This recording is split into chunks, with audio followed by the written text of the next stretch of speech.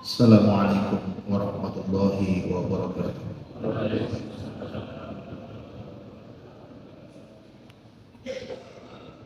Allahu Akbar, Allahu Akbar, Allahu Akbar, Allahu Akbar.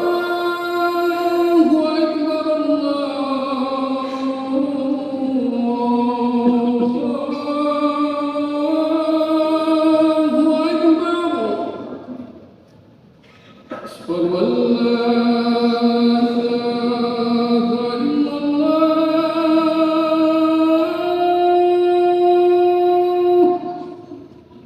أشهد أن لا إله إلا الله.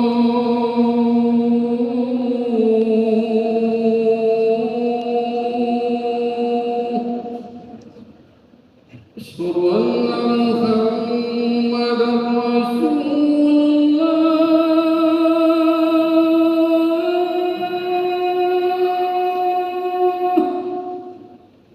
أشهد أن محمدا رسول الله.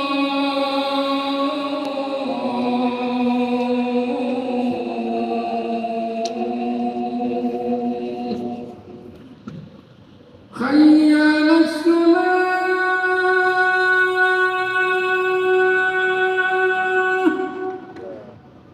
حي على الصلاة،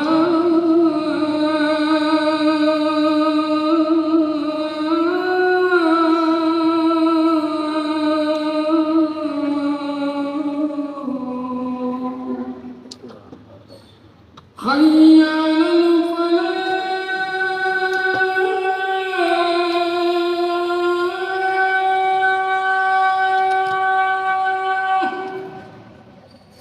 حي على الفلاح.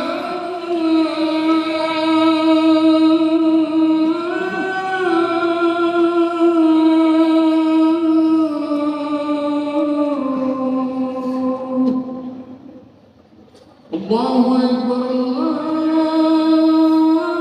الله أكبر، لا إله إلا الله.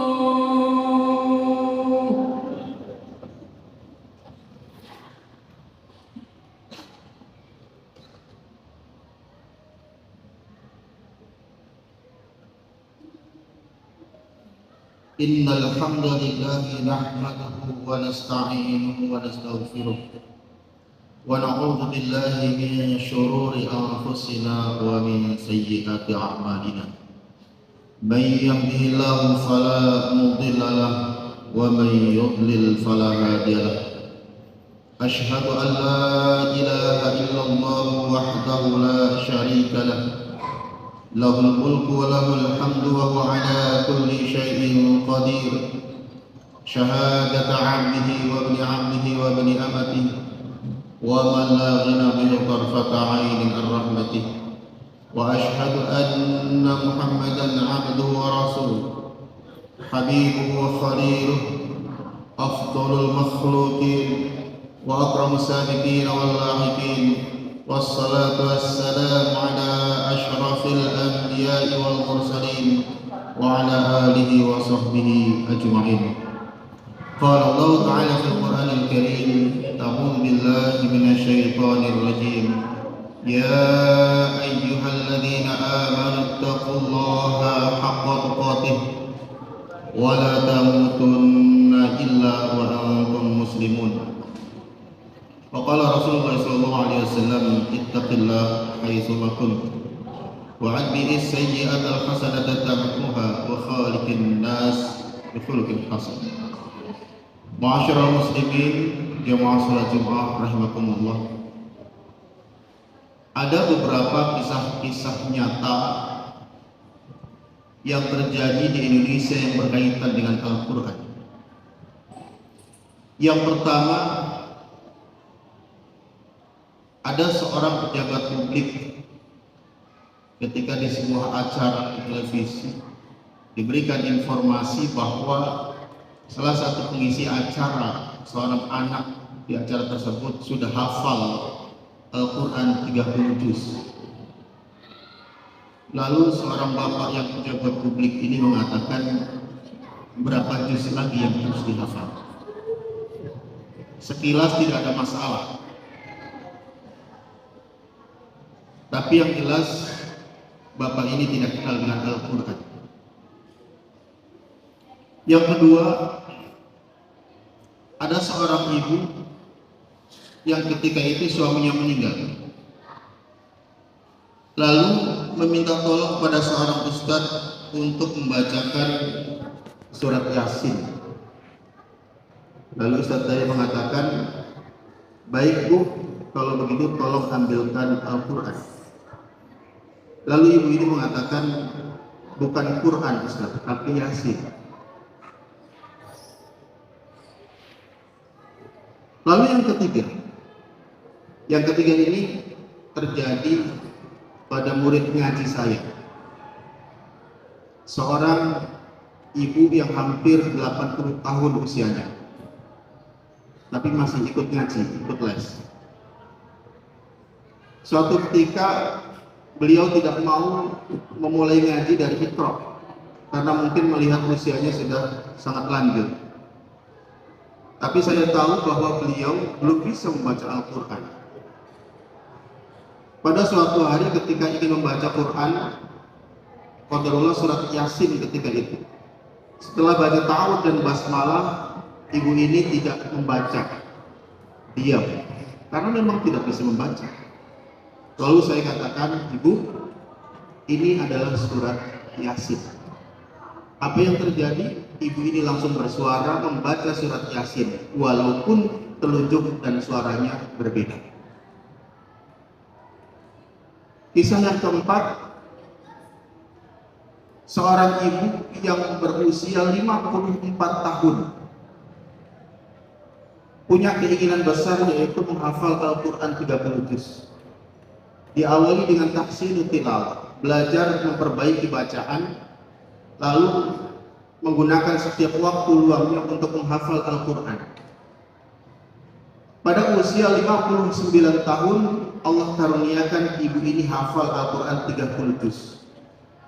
Dari 54 tahun memulai menghafal, dan 59 tahun sudah hafal 30 juz. Para jemaah yang rahimakumullah, bulan Ramadan adalah bulan diturunkannya Al-Quran. Di mana firman Allah Subhanahu wa taala, "Syahrul Ramadan alladzi unzila fihi al-Qur'an hudan lin-nasi wa bayyinatin minal huda wal furqan." Kita adalah seorang muslim yang sudah seharusnya kita kenal dekat dengan Al-Quran. Kewajiban kita tidak hanya mengimani bahwa Al-Quran merupakan pedoman hidup kita. Tidak hanya sampai di situ, kita sebagai muslim meyakini bahwa Al-Quran firman Allah dan dijadikan pedoman dalam kehidupan seorang muslim. Namun ada kewajiban-kewajiban yang lain yang harus dilakukan oleh seorang muslim. Yang pertama, seorang muslim wajib bisa membaca Al-Quran. Karena dengan membaca Al-Quran merupakan langkah awal seorang muslim dekat dengan Al-Quran. Bagaimana mungkin seorang muslim akan menjalankan kehidupannya sesuai dengan petunjuk Al-Quran jika dia tidak bisa membaca Al-Quran? Jika dia tidak bisa membaca petunjuk-petunjuk di dalam Al-Quran. Nabi SAW perintahkan kita, "Iqra'ul Quran fa innahu ya'ti yaumal qiyamati syafi'un lil ashab." Bacalah Al-Quran karena sesungguhnya dia akan menjadi syafaat bagi sahabat-sahabat Quran. Para jemaah rahimakumullah, di bulan Ramadan adalah kesempatan bagi kita untuk berinteraksi dekat dengan Al-Quran, sebagaimana dicontohkan oleh Rasulullah SAW. Sepanjang bulan Ramadan beliau bertadarus Al-Quran dengan baik. Lalu berikutnya, setelah kita membaca Al-Quran, pada jemaah sekalian, mentadabburi Al-Quran. Karena tidak cukup dengan membaca kalau kita tidak paham terhadap apa yang ada di dalam Al-Quran. Pedoman-pedoman kehidupan kita harus kita pahami. Maka oleh karena itu kita wajib mentadabburi Al-Quran. Jika kita tidak mampu untuk itu, maka kewajiban kita adalah wajib menghadiri majelis-majelis ilmu yang membahas tentang Al-Quran. Maka di sana kita akan dapatkan ilmu tentang pemahaman Al-Quran. Jangan sampai kita menjadi seorang muslim mencukupkan diri dengan cukup membaca saja. Karena Allah katakan, afala yatadabbaruna al-Quran am 'ala qulubin aqfaluha. Apakah mereka tidak mau mentadabburi Al-Quran ataukah hati mereka telah terkunci? Apakah kita mau menjadi orang-orang yang terkunci hatinya kalau tidak mau mentadabburi Al-Quran? Maka segala petunjuk yang ada di dalam Al-Quran harus kita pahami sebelum nanti ada poin berikutnya, yaitu mengamalkan dalam kehidupan kita sehari-hari. Mentadabburi Al-Quran adalah satu kewajiban bagi kita agar kita paham, agar kita ngerti, agar kita tahu apa yang dimaksud, apa yang diinginkan oleh Allah Subhanahu wa taala yang ada di dalam Al-Qur'an. Lalu yang ketiga adalah al-ilmu. Kewajiban kita adalah mengajarkan Al-Qur'an. Kita sebagai pemimpin di dalam keluarga kita memiliki kewajiban untuk mengajarkan Al-Qur'an di dalam keluarga kita. Jika kita sebagai seorang pemimpin belum mampu mengajarkan Al-Quran itu di dalam keluarga kita, kewajiban kita adalah mengantarkan anak-anak kita kepada guru-guru yang mengajarkan Al-Quran. Pada jemaah rahimakumullah, orang yang belajar dan mengajarkan Al-Quran adalah umat terbaik menurut Rasulullah SAW. Khairukum man ta'allama Al-Quran wa'allamahu. Sebaik-baik kalian adalah orang yang belajar Al-Quran dan mengajarkan. Jika seorang muslim, seorang pemimpin, seorang ayah, seorang bapak di dalam keluarga mengajarkan Al-Quran di dalam keluarganya, maka terjadi sebuah keluarga yang terbaik di antara mereka. Para bapak dan ibu, para bapak rahimahullah, kita harus pastikan bahwa di dalam keluarga kita tidak ada anggota keluarga kita yang buta huruf Al-Quran. Kita harus pastikan sebagai keluarga muslim minimal semuanya bisa membaca Al-Quran. Tantangan anak-anak sekarang begitu berat. Jangan merasa cukup dan puas ketika melihat anak ada di dalam kamar, tidak berkeliaran, tidak main-main. Para jemaah rahimakumullah, setiap malam Ahad itu, ketika saya keluar rumah, di jalanan banyak sekali anak-anak muda yang berkeliaran sebelum subuh. Banyak sekali, hampir sepanjang jalan saya lihat. Bahkan kalau di depan Kecamatan Tabun Utara itu bahkan puluhan atau mungkin hampir sampai 100 orang. Sepanjang jalan. Apakah yang di rumah aman? Belum tentu. Ketika kita bekali dengan smartphone, mereka membawa handphone, bisa mengakses apapun yang ada di luar rumah yang tanpa kita ketahui. Oleh karena itu, Bapak sekalian, kita pastikan keluarga kita adalah keluarga Quran. Keluarga yang minimal bisa membaca Al-Quran. Dan yang keempat, tentunya setelah kita membaca Al-Quran, mentadabburi Al-Quran dan mengajarkan Al-Quran dalam keluarga kita, selanjutnya adalah mengamalkan apa yang ada di dalam Al-Quran dalam kehidupan kita sehari-hari. Seperti teladan kita Rasulullah SAW ketika istri beliau Aisyah radhiyallahu anha ditanya oleh sahabat bagaimana akhlak Nabi, beliau menjawab akhlakul Quran. Akhlak Nabi itu adalah Al-Quran. Artinya adalah Nabi SAW menjalankan kehidupan di dunianya sesuai dengan petunjuk Al-Quran. Mudah-mudahan di bulan Ramadan ini, bulan penuh dengan keberkahan, bulan di mana kita dikabulkan oleh Allah Subhanahu wa taala, disampaikan pada bulan Ramadan ini, mudah-mudahan kita tidak menyia-nyiakan Ramadan. Bagi yang belum bisa membaca Al-Quran, inilah kesempatan terbaik kita untuk belajar membaca Al-Quran. Tidak ada kata terlambat untuk bisa belajar Al-Quran. Karena Allah katakan walaqad yassarna al-Qur'ana lidzikri fahal min muddakir. Tidak hanya Al-Quran itu mudah dibaca, mudah dipelajari, bahkan dihafal pun itu mudah ketika kita mau. Maka bagi kita, seorang muslim yang merasa belum bisa membaca Al-Quran, datangi guru-guru yang mengajarkan tentang Al-Quran. Mudah-mudahan Allah Subhanahu wa taala berikan kemudahan kepada kita. Barakallahu li wa lakum fil Qur'anil azim wa nafa'ani wa iyyakum bima fihi min al-ayati wal dhikril hakim wa taqabbal minni wa minkum tilawatahu innahu huwal ghafurur rahim. اللهم صل على سيدنا محمد وعلى آل سيدنا محمد.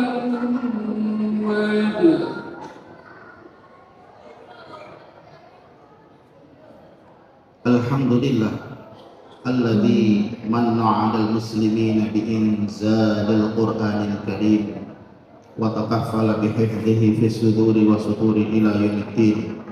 Asyhadu an la ilaha illallah wahdahu la syarika lah wa asyhadu anna Muhammadan 'abduhu wa rasuluhu la nabiyya ba'dahu. Para jemaah rahimakumullah, kita sebagai pemimpin di dalam keluarga kita